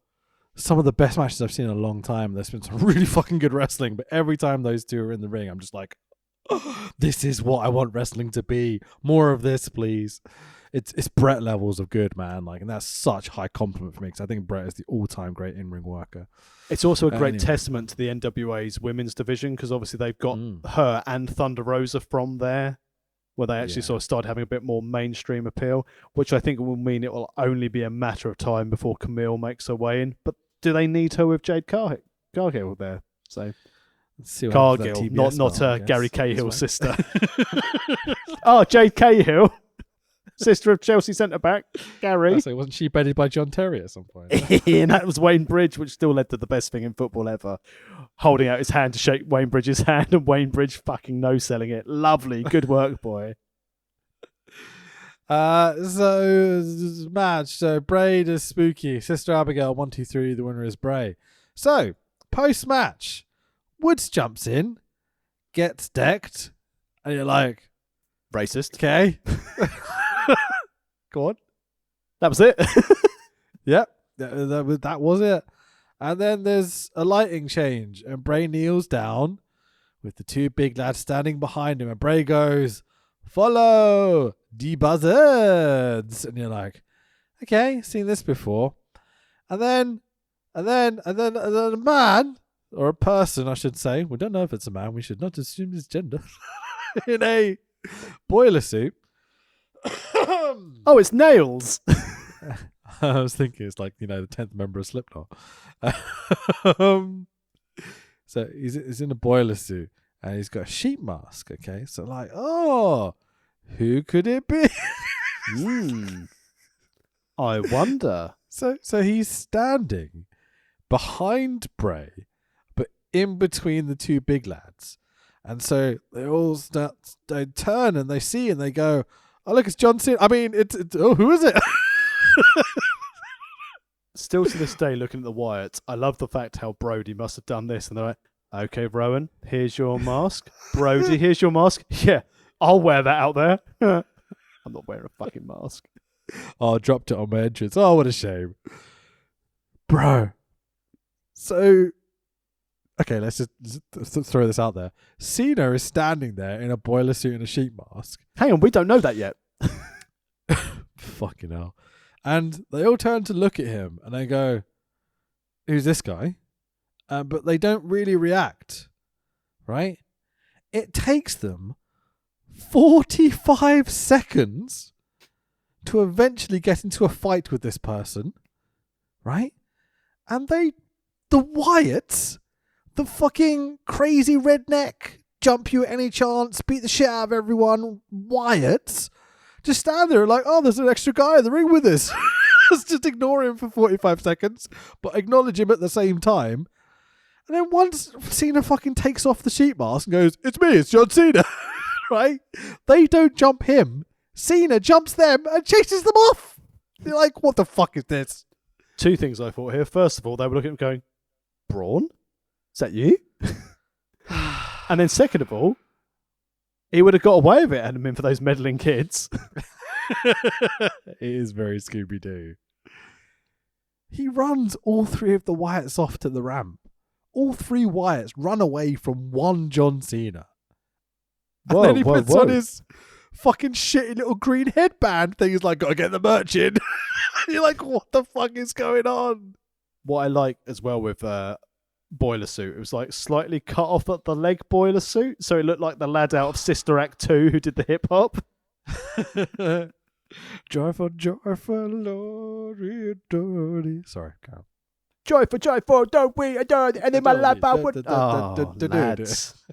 Everyone loves a white boy rapper. So we got... Wait, is he white? No, there were two rappers in the Sister Act. I believe was it Frankie? Not that I watched that movie. One of the two I've watched. How? Okay, let's have the conversation. You haven't seen any fucking movies apart from Sister Act 2, apparently. And Sister Act. Okay. I've also seen Wayne's World and two of the three Back to the Futures, because why would you waste your time with Back to the Future 3? It must be shit. It's worth a watch. Here, McFly. No, I want to watch. You know, you can't beat McFly. Back to the Future. Back to the Future was probably one of the best films ever made. Yeah, sure. Out of the 7 I've watched. I mean, yeah. Have you ever seen, like... I don't know why I'm doing this, so I know the answer's going to be no. But, like, let's take a classic, like a Pulp Fiction. No. I've seen the dance. You like to? I've seen some of the dances people do to Pulp Fiction. You've seen the dance? Oh, God. I almost broke kayfabe and dropped your real name there. I'm disbelief, but like... Coach Wicked was brilliant at that when we did the food podcast, because even though that was like with shoot names on the food podcast, it was like, yeah, and Tax, this week I've been cooking this. It's like, awesome. Joyful. What? How? So, do you have Netflix? I do have Netflix. Yes, I'm pretty sure Pulp Fiction is on Netflix. Yeah, but I can't really watch this movie just to satisfy me. Like, I'm watching Schitt's Creek at the moment. I'm almost at the end of it, and also there's BattleBots on there, so that's good to watch. God, if only you could see my fucking face when you said that. I'm like, Schitt's Creek. It's very good. Fucking idiot. Fucking moron. Oh, and also Parks and Recreation I've almost finished as well. I don't hate Parks and Rec. I mean, once you've seen a series, you've seen them all, but Schitt's Creek's funny. Oh, you're fucking funny. Oh, movies. I once watched Paw Patrol. I mean, nothing wrong with Paw Patrol. Who's going to wrestle Boring Kane? Does anyone give a fuck? Vote on the app. I wonder what the number of people... Go on. I was going to say, that's pretty much what the commentators were saying at this stage. Like, just fucking use the app, do an app vote. I wonder if like 100 people voted. I doubt it. I really wonder. Because you'd have to go and get the app, assuming you don't have the app, right? So there's going to be a certain number of people that have the WWE app. That isn't the network at this point. It's just the old WWE app thing, right? You would then have to be watching Raw live and then have to care enough to pick up your phone or whatever and open that app to then find that vote to then actually vote. But Rich, I can't imagine anyone over the age of 14 would actually be bothering with this unless you were like, severely mentally disabled or something. You know what I mean? So there must be a percentage because they're wrestling fans. Wait, people didn't go to Progress in 2014. Fair point. I'm including myself in this, but like, I have problems. I'm very aware of it. But the problem is, Rich, they didn't have anyone on the show showing awkwardly how to download an app from either the Apple Store or the How will we know how to download it, Tax, if Michael Cole doesn't show us how? Or I believe at one point it's the Googly Play Store. I wish Google was pronounced googly. That'd be so much better. Just Googly it. Just give it a googly. Mate, I think we've got something here. Should we go and buy googly.com? Well, it's certainly better than Meta. Yeah, indeed. But they've not changed the name of Facebook, so everything's fine. Everyone get excited. It's a non-title Jumbalil? It's not a jambalaya. Jambalaya match. No, I wish that might be interesting. It's a lumberjill match because women can't be lumberjacks. Is that the implication here? All I know is that Funky's on a roll. Funky's on a roll. Somebody call my mama. Somebody call my mama. I don't hate it. So Naomi is going to be wrestling the Divas champion because can't have women's belt. Have to have Divas still. 2014. AJ Lee. The bell rings. CM Punk chants. The Lumberjills throw AJ back in the ring whenever she goes to the outside, but they won't throw Naomi back in the ring whenever she goes to the outside. Because can they do that, Joey? Yeah. There's a big target on the back of AJ Lee because she's the champion, and there's going to be a clusterfuck match where they all want to win the belt. So, yep. This match goes over 2 minutes. So, longest Diva match of this entire run? 4 minutes, 5 seconds. It's like an epic for the Divas division. So, longer than Kane's match. Yep. They do some wrestling. Well, in fairness though, I say that. At least AJ and Naomi can both work if given the chance to. AJ Lee can work in 2014. Not so sure about Naomi. But she's got the rear view where she sticks her bum in your face. And that's PG, is it? Don't hate it. I like a bit of curve, you know what I mean? AJ to the outside. Tamina steps in front of all the Lumberjills and be like, this is my friend, even though she's abandoned her at least 3 times already. And the Lumberjills attack Tamina and AJ Lee. Can they do that, Joey? AJ is thrown back in the ring. Naomi jumps up and shoves her bum in AJ's face. For the 1, 2, 3, the Divas champ is pinned again. Champions lose on this Raw. Champions lose in WWE. It's 2014. Very true. Hey, Tax. Do you want to go to the Hard Rock Cafe tomorrow? You can meet a racist hot dog man. I do love a racist hot dog man. Man dog, hot dog. Man, hot man. Hot man doesn't work. Hot man. Man dog, I think, works. Good old man dog. Man dog Matt Cross? Always. Kid Rock is doing music for WrestleMania. Come on, celebrate. Yeah, celebrate. I'm an American badass. Watch. No, don't watch. Ball, the bang, bang, booty, cowboy, The best part of that cowboy song is the nice little piano bit in the middle. Sure. Oh, lovely. And then it has the jump wheel that goes I'm something. You can suck my dick. Like, I think you'll find awesome. It. You can suck my radio edit. Oh yeah, Kid Rock, 1999, good times. It's still in 2014. WWE are like, yeah, Kid Rock, he's famous. It's great. Renee is backstage with Cena, who gets booed. It's fucking hilarious. That's because he attacked people. He beat up a sheep. Oh, fucking hell. The moment, they do the segment with John Cena and he gets cheered when he unveils his face and stuff, fair enough, there's going to be a fight in the middle of the ring. People are just like, oh, violence, awesome. And then the second he goes backstage, kind of like, boo. Who did the better reveal? So funny. The second White Sheep or the Stay Puft Marshmallow Man? Stay Puft every time. He talks about Bray's propaganda. I'm like, what, his cupboard? Is that the thing? Then he says these words in order: fire, hell, rage, monster. I'm like, not your gimmick, mate. Also, not how you spell shield. Yeah, fucking A.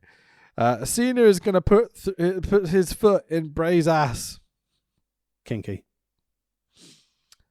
The Firefly Funhouse match that this eventually led to was good, but everything else I think was pretty terrible. I'm really glad it took them 6. This was part of a 6-year build. This was always part of their plan. They were like, in 6 years' time, some fuckwit will eat a snake, and we won't be able to do a proper Mania match. So let's try this now to give us some good ammo for later for NWO Cena. Your analysis of COVID blew me away. That was amazing. Some fuckwit ate a snake, and therefore COVID. Well, let's not get into the lab theory. It was just beautifully simplified. I was like, yeah, fair enough. Okay. I mean, let's think about it, Rich. Right? I sit there and I go to my fridge and go, today, pretty hungry. I'm going to eat a bit of cheese. Safe in the knowledge, I'm not going to fuck up the world. This lad, you never know, mate. You know what I really fancy doing? Going to eat a fucking snake from a market. You know that's illegal, sir. Well, I've run out of cheese. Fair.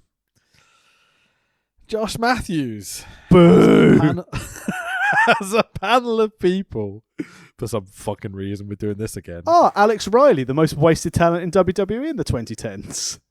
Yeah, maybe. Say it to my face. So it's Alex Riley. Wade Barrett. He's no longer Bad News Barrett, apparently, according to Josh Matthews. What the fuck is this? Best gimmick around. And also Booker T. They chat some shit about WrestleMania. Who gives a fuck? We get a replay of Brock and Taker from earlier on the show. By the way, if I'm skipping over anything you really want to delve into, please feel free. Definitely not. A replay from Brock and Taker from like an hour ago. Fair enough. Lawler is in the ring to announce who Boring Kane will be wrestling from the Shield. The vote is 80% in favor of Roman Reigns. I'm like, did we just bury Seth and Dean? Quite significantly. What the fuck was this? If this was the legit vote, kayfabe it. If this wasn't the legit vote and this is kayfabed, they're fucking idiots because they're making Seth and Dean look like fucking job spotties to Roman. But let's be honest, which one came from the Indies and which one came from The Rock?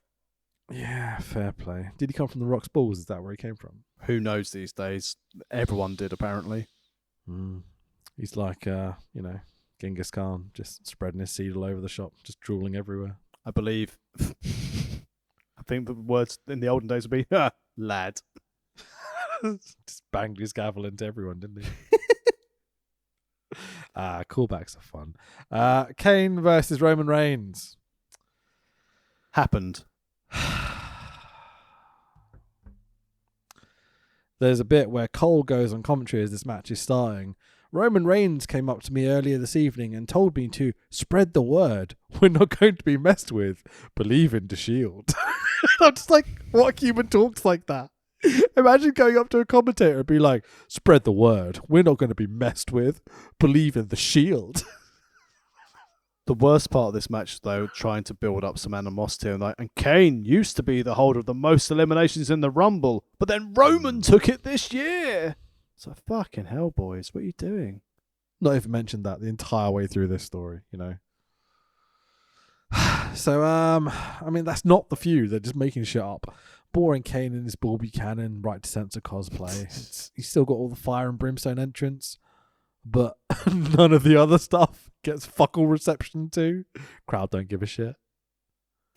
He's a mayor, damn it. He's a mayor. This is a fucking mayor. Yeah. The crowd honestly get quieter as these guys make their entrances, and I'm like, I'm not sure this is what entrances are meant to do. But do you remember when Roman was over like a month ago? What, before they fucked up at the Rumble? Yeah. Yeah. I pop every time Roman wanks his fist, though. The magnesium wanking claw. This might be my favourite wrestling gimmick ever. Well, he's got to load up the punch. Do you not know how to punch someone? You go, hooah! It's in 2014. Like, so he went through a phase, like before he turned heel, and the whole had to be away for COVID and obviously leukemia and everything. He went through this phase whereby he would only do the wanky fist when he was loading up to do the finish. In 2014, he does it maybe 6-7 times in a match. It's like every time he goes to do a punch, he's just like, "Oh, I better wank my fist." Well, he's older now. He's more mature. He's got a wife. He doesn't need to do that all the time now. Oh, it's so good. I burst out laughing every time he's like, "Cluck, cluck." Oh. Feels better now. Feels better. I'm definitely going to be able to hit that triple powerbomb now with that release. Oh, he does it before doing the bomb. He does it before doing anything. It's so good. I just want to put a montage together of like 2014 Roman wanking his fist, just to pop myself. I'm just imagining backstage to try and do another film reference. We're talking like 22 Jump Street, and where he's like, "We're just gonna smash through," and Vince is showing him. He's watched it, and he's like seeing Roman fist someone. He's like, "Roman, do this every time you get." And Roman's like, "Fucking hell, Vince, really?" It's like, "Yeah, I saw it on a modern movie." Have you seen 22 Jump Street? I have. Oh, look, he's in a big cube of ice. Have you seen 21 Jump Street? Of course I have. I love that, like, I've seen these movies, but I can't remember a single fucking thing about them, and you're referencing them to me. I'm just like, I don't know. But not seen Pulp Fiction, though. Just to clarify. Well, one's got Channing Tatum in it. I've also watched Be Cool. That was a great film with Travolta and Andre 3000. Sure. What would you say was your your and The favourite Rock, movie? obviously. Okay. What's your favourite movie of all time, would you say? Like legitimately. Like, I know you're going to joke me off and be like, No, hey, it's fucking, I don't know, some kids movie or something. Like, that's not how you talk, by the way. That was not a good impression of you. But, like, legit, what's like your favourite movie of all time? If you had to pick one. I mean, I think it's difficult because, again, I don't really... I don't know. I mean, for sentimental value, because it was the first movie I ever saw, and it was up in Newcastle. It's the first time I went to a cinema. Sort of Jurassic Park. That was a good one. But genuinely, like the modern version of Romeo and Juliet, I think that's brilliantly well done. I enjoy that. Baz Luhrmann, yeah, Leonardo DiCaprio firing petrol over each other at the garage at the petrol station. Okay. Cool. Yeah, sure. It's not bad. It's fine. But I'm not the sort of person... I mean, realistically, the two films that I would go to if I want to watch something would either be The Rock or Con Air. Yeah, I'm very aware I'm a film wanker, so I'm trying not to be like douchey about it. I know. I mean, to be fair, like my taste or time to watch films, I think it's probably because I've never really had the time to sit there. Obviously, I went straight from school to uni. I went straight from school to working. A lot of commuting for work, so I'd never really have. Oh, and also that was it probably because I didn't have friends, so I never went to the cinema. So I never really got into films. That's why I watched movies, because I didn't have friends. I watched movies instead. Yeah. I mean, have you seen like a Kevin Smith film? Have you seen like Clerks or Mallrats or Jay and Silent Bob Strike Back or any of those silly things? Now, is Clerks the one where they stand outside the supermarket, or is that Jay and Silent Bob? Bit of both, potentially. Oh, the last one I saw was Zack and Miri Make a Porno. Okay, yes, great. Okay, so you've seen some good silly films as well. We're going to call it Cunts. The scene with, I don't know if you even know who Jay Muse is, but the guy with the long hair when they're doing the squatting sequence and he's beneath her. Yes. Maybe one of the funniest things I've ever seen. Like, absolutely love it. Was that also the movie where he used the phrase, I'm not fucking, I am fuck. Was that for Zack and Miri? Probably, yeah. Yeah, so you've seen more than you let on, I think. Yeah, but it's just not, like you said, it's just not memorable to me. I mean, Zack and Miri was a great film. Yeah, I love it. It's really fun. Forgetting Sarah Marshall, that's funny. But, all of these are better than Monday Night Raw in the 31st of March 2014. So Roman sets up to do more wanky fist. As here come the boring old outlaws to get beat up by Seth and Ambrose because, storytelling. Roman does his super douche punch to Boring Kane. Shield in to kick their shit out of Boring Kane in the ring. Ooh, ah! But the boring lads run away and they drag Kane out the ring. So, my assumption here is that Kane won this match via disqualification, right? He did. The official result is Kane victory by disqualification in 3 minutes and 8 seconds, which is 3 minutes and 8 seconds more than we should have been had for this match. Yeah. They spent longer promoting this match than the actual match. Diabolical. Makes you wonder why we're meant to care, you know? Next up is Piper's Pit, that I was semi-excited for. Yeah. Because I love a bit of Roddy Piper. And how it fell to pieces. No entrance to Piper. Fuck this company. Bruh, it's Roddy Piper. Hogan, fucking 10 entrances every fucking show for the last 10 weeks. Roddy Piper, nah, just start him in the ring. No one cares about Roddy Piper. You know, fucking assholes. I wanted a full entrance. I wanted the full Piper experience. But here's the thing: like, his head around the entrance and going, "Yeah, it's me," and hearing that pop, you know. Piper's Pit in the ring will never be as good as Piper's Pit. And that's the thing with all these interview segments. They need to be up high on the stage, like we had with the funeral parlor, like we had with the barber shop. They need to have a separate staging area, not the shitty ring. I'm into that. Yeah, sure. So, do you want to go over this? No. But basically, Hot Rod's out there. He main evented the first ever WrestleMania. Now we're at the 30th show. Hot Rod's special anniversary edition of Piper's Pit. And he was seeking to interview one of the odds-on favourites for the Andre Battle Royal. And then out came The Miz. I love how you got the name wrong, but Piper's the only man on this entire run of shows to get the Andre the Giant Memorial Battle Royal name right. And he does it clean as fuck like 4 times just to prove a point. Like, Piper's really fucking good. But Miz is shit. Miz comes out, they chat, and Piper during the whole thing is going, really? Really? And then Sheamus comes out, and then he does classic Irish stuff going, I'd have a pint with you, Roddy. Bad accent. Comes out and goes, all right, Piper. Like, you disrespectful cunt. How dare you? Then out comes TITUS, and what a surprise, because we've got to have fodder in here. And then out comes Dolph Ziggler wearing an Andre shirt, which was nice. But then who else could possibly save this utter chaos? Booyaka, booyaka! No one cares. Who's that jumping off the boat? ROY. Good old Roy. Good old Roy. Gotta love him. Do you know that if you speed up Titus O'Neil, that's his name. If you speed up Titus O'Neil, he sounds like the villain from Bugs Bunny. But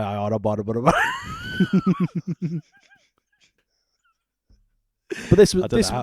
Why would I know that? Why would I even know what he sounds like sped up? I'm definitely not watching this in double speed. Fucking dog shit product. This is a waste of time for Piper. They didn't even need Piper here for this. Yeah. But as we mentioned on last week's pod, we'll be seeing Piper soon when we cover episode 1 of Legends House. Oh, that's going to be fun.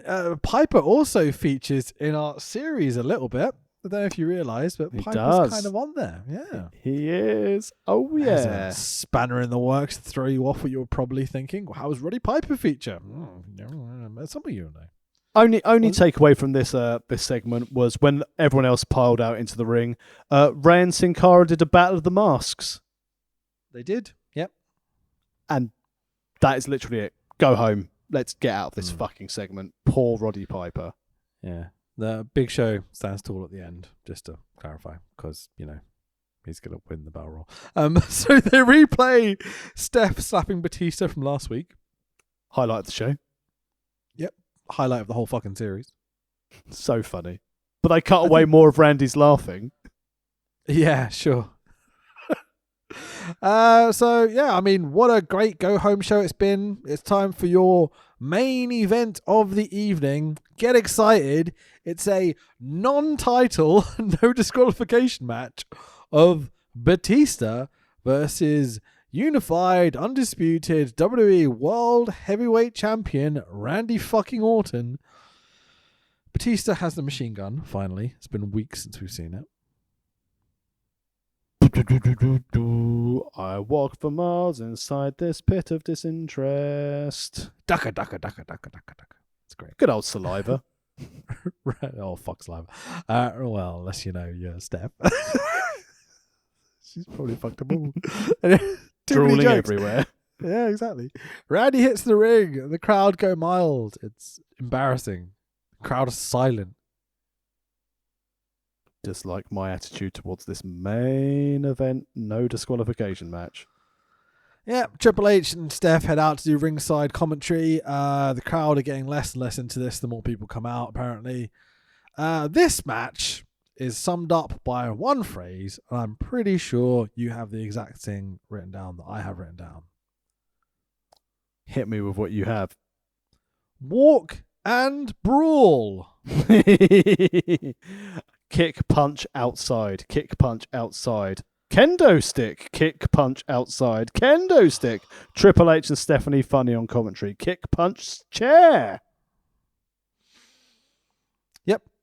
The one good thing about this match, I wonder whether you clocked on to why you felt at peace maybe watching this match, is because Triple H and Steph are on commentary, right? And they're actually talking about the match. And at the same time as them talking about wrestling, which I'm like, fucking hell, it feels like it's been months since anyone's talked about wrestling on this commentary team, JBL is silent throughout the entire fucking match. Blatantly, Vince has got on the headset and been like, JBL, shut the fuck up. And I'm like, finally, someone said it. In fairness as well, right, to Steph, she was very good here. She was good when she did commentary on the first Women's Royal Rumble. Yes, she had to be involved somehow, but she did add to it. Steph's awesome. She cares. Exactly, because she knows it's her company. It's her money. It's her share value. Yeah. Like they do the spot over the timekeepers section that they do on every fucking show. And Steph goes, wow! And I'm like, oh God, someone's sounding interested in the wrestling that's happening. It's a revelation. I also like the fact where when they went to sit down for commentary and King went, oh yeah, I was hoping Stephanie would sit next to me. And Drip's was like, what's wrong with me? He goes, what am I, chopped liver? It's a good line. It's almost as good as his I am a lot of buy things, but buy curious is not one of them or something. That was it. It's a great line. Randy does the draping DDT to Batista, and Batista literally like steps up to do it. It's so embarrassing how he has to set stuff up because he's just not very good at his job. And you hear Triple H and Steph reacting to something happening on the commentary. Steph screams, Triple H makes that noise, and it's the hero of our story. Yay! Finally, yay! Babyface Dragon ambushing Triple H from behind because, you know, he's a face. No idea what a babyface or a heel is. Clusterfuck finish to polish off the show. Dragon beats everyone up. Kendo stick shots to Triple H. He beat the shit out of them with that kendo stick. Poor Triple H. It's like someone's got to sell this fucking pay-per-view. Steph and Triple H run off to the ramp and chant yes, as yes chants fill the arena.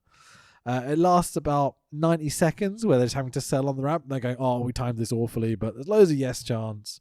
Buy WrestleMania, you fucks. Please buy WrestleMania. Nice closing scene of the thumbnail when you start to watch the episode on the WWE Network of Daniel Bryan standing on the middle turnbuckle in front of the WrestleMania sign.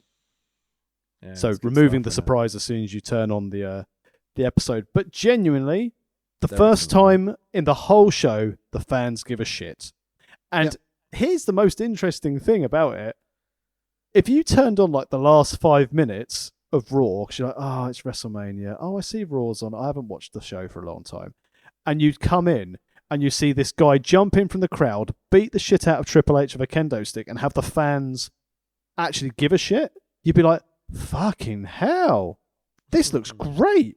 I'm going to buy the pay-per-view. So that's why Michael Cole, as everyone's retreating up, the thing goes, make sure you contact your cable or satellite provider. It's like, oh, Michael. Yeah. And we're out.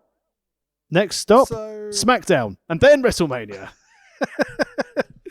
Have you looked up what happens on SmackDown, or do you want to do that before Mania kicks off? Well, I suspected that we would have quite a significant amount of time to waste before Mania, so give me 2 seconds and I will just quickly get up my notes. So, SmackDown before Mania. Recorded straight after this episode of Raw. So they still record it. I was dead by the end of the show. Well, they didn't have much to do because this episode of SmackDown is essentially a hype episode, footage of WrestleMania Access. Let me give you a brief summary. SmackDown opens with Hulk Hogan in the ring, hyping history is going to be made all over again.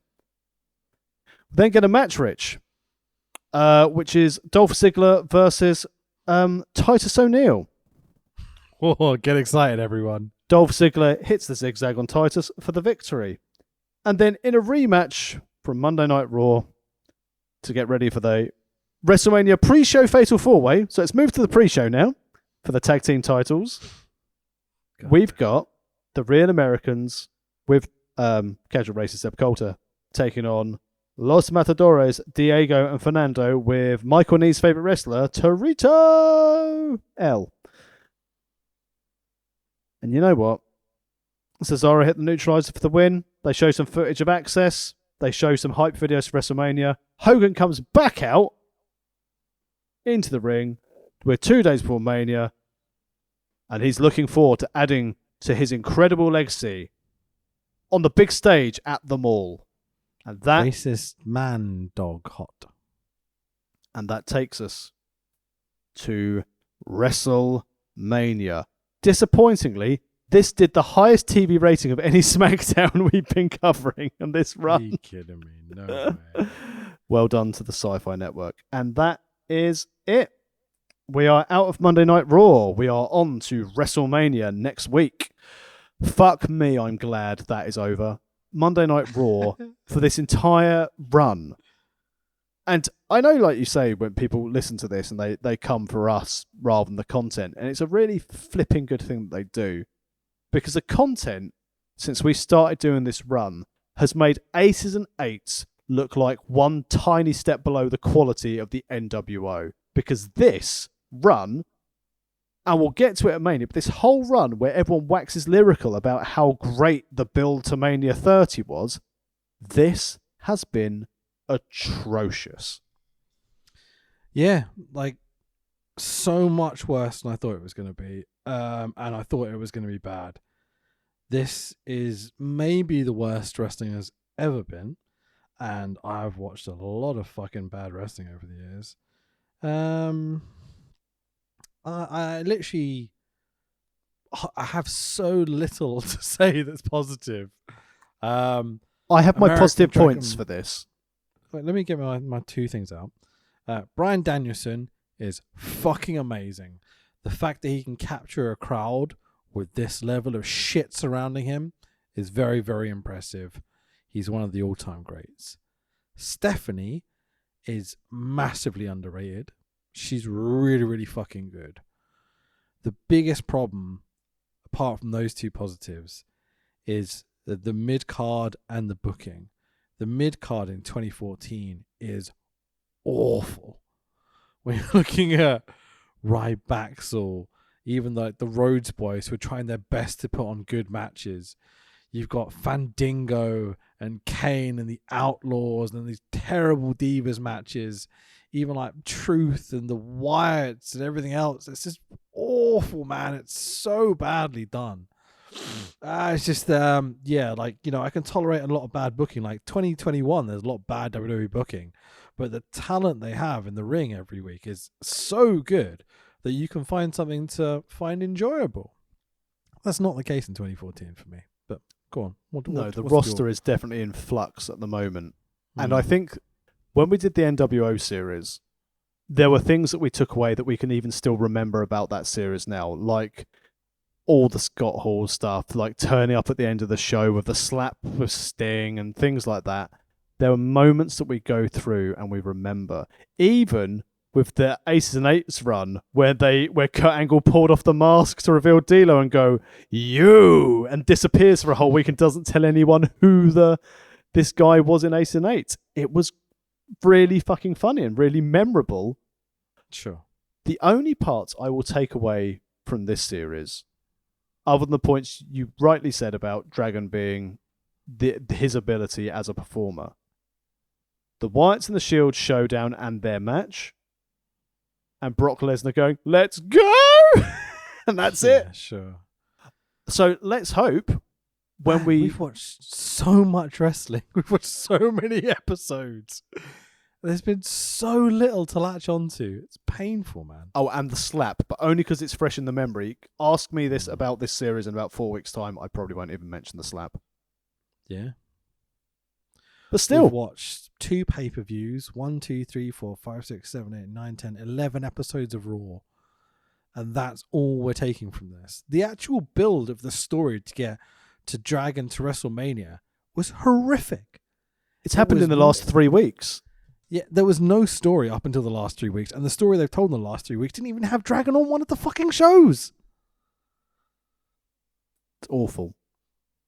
Let's hope we get some really fun, good wrestling at WrestleMania 30. And I know we do, because from memory, the opening match I think was quite good, but the rest of the card... and also, just a quick heads up, I am not covering I'm not even going to watch the pre-show. So fuck the Fatal 4-Way Tag match. I'll watch the pre-show. Why not? Where can people... Oh no, let's cornflake rate this, because I'm pretty sure I know the answer. Okay, so... It's a 1. Yeah? It's a 0. Yeah, could be. In terms of like the whole point about doing this series was to see what this build was like. This individual episode of Raw, I would generously give a 1 because it has the Taker Brock bit at the beginning, which is reasonable, and it has Stefan commentary, who I enjoy, and there's tiny little things I can take from it. I don't think it's quite a 0 for me. It's definitely not a 2 though. It's nowhere near good enough to be a 2. I think I've just become so jaded by the number of amounts of Monday Night Raw, and the problem is. We've seen it all in the last 12 weeks. There's nothing out of this that is new. The in-ring isn't new. All of a sudden we've got Sandango. Why the fuck are Sandow and Fandango thrown together a week before Mania? It's demoralizing. And again, in all honesty, 2014 was a time that I was like, yeah, I'm still into wrestling. I would still watch it on a weekly basis. I'd record it and I'd watch it on a Tuesday evening when I came home from work. But this is the period of time where I started being a bit like, I can fast forward through this. I can start like working my way through this and getting a bit more of my time back, a bit more of my life back. Had this product been around when I was really getting into, I mean, obviously I've been WWE watcher since I was like 5 years old. Had this product been around during the Attitude Era, when I got to watch it on Friday nights, like we've said in previous like pods where we'd flick between this and Bravo/TNT to switch between this Raw and Nitro, I mean, I would have given up watching. Mm-hmm. Yeah, no way I would have latched onto this, and no way would I have the job I have now. No way would I be a wrestling fan. I wouldn't have discovered indie wrestling. There wouldn't be an AEW in my life. You know what I mean? Wouldn't be New Japan. Oh, there goes my phone. Popular. Timing. That'll be like another. I was going to say, it'll be another Wrestle Talk run of releases. And I think that's another reason as well, right? At the moment, I'm still watching AEW of rose-tinted glass and give them a lot more slack than I give WWE because they've done so much more good than bad. But I just think AEW is definitely for our type of wrestling fan. And as I alluded to earlier on the finance call, WWE isn't a wrestling company. And it wasn't a wrestling company in 2014, but it's taken them 7 years. They're going to be close to $1 billion of revenue to spite themselves because they've realized in that time period, to make money, wrestling doesn't make money. But content... I don't like that statement. That statement to me saying they're not a wrestling company is like saying the Premier League isn't a football company. Like, the Premier League makes football through ticket sales and merchandise and all the other stuff that WWE makes their money through as well. Licensing, etc., etc. They're still a football company. WWE are a wrestling company. They're just really bad at it, and they make their money elsewhere. You know what I mean? It's just that's the they thing. have been the top dog for so long that money is like inherent almost. Like, that money will disappear if the product keeps being this bad. People will stop watching eventually. But that's the thing. They don't make their money from the TV. They make their money from these deals and like being the highest rated like sports brand, as they refer to it, on TikTok.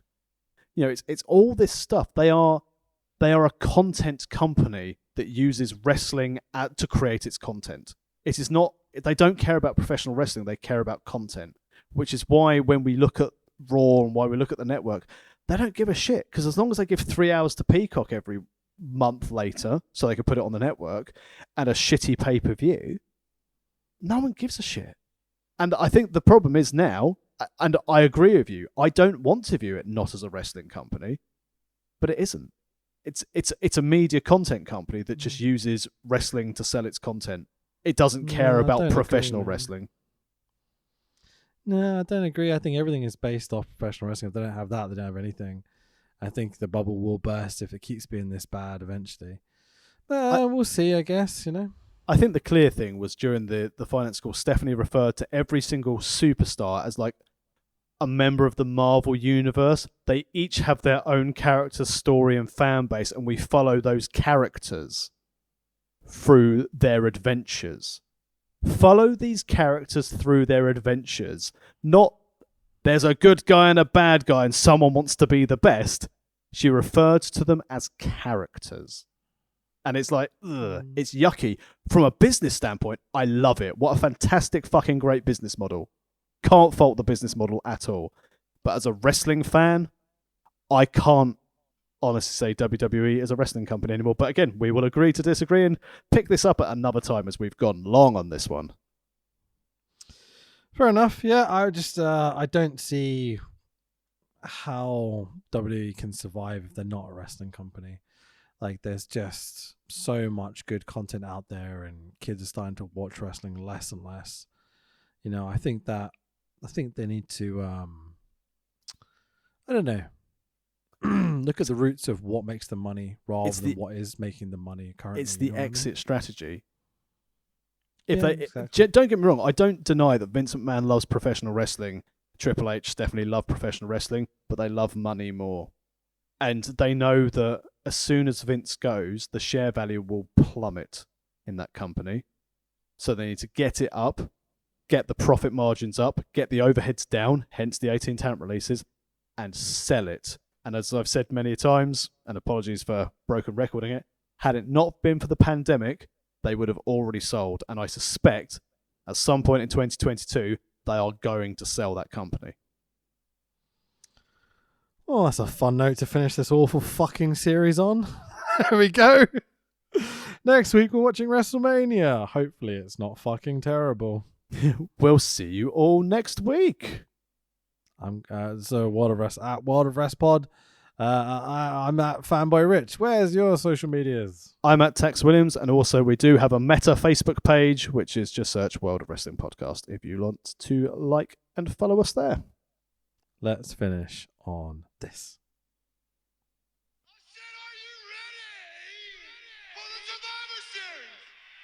Who will survive? It's still the best WrestleMania song ever. Especially when it says survive, making you think it's Survivor Series. It is weird, isn't it? There it is. Bump it up, bump it up.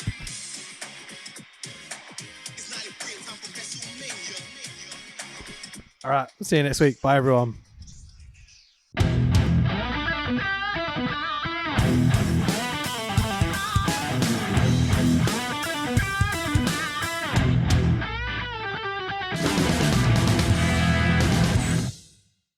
The louder you guys are, the better the wrestlers will perform for you tonight. And that's why I kicked your leg out of your leg.